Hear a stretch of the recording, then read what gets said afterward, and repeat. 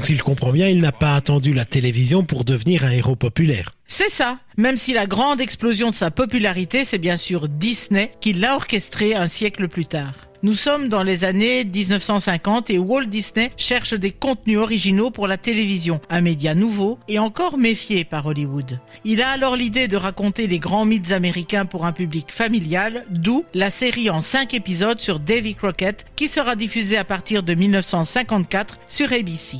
Alors on sait que Walt était un visionnaire, toujours à l'affût de nouveautés et la télévision en est une, mais 1954, à ce moment-là, nous sommes à quelques mois de l'ouverture du premier Disneyland. Y a-t-il un rapport entre les deux ? Disneyland était un pari fou et pour en assurer le succès, il fallait convaincre le public. Disney a alors conclu un accord avec la chaîne ABC proposant de créer 1 heure d'émission sur Disneyland en échange de fonds pour son projet ambitieux et révolutionnaire.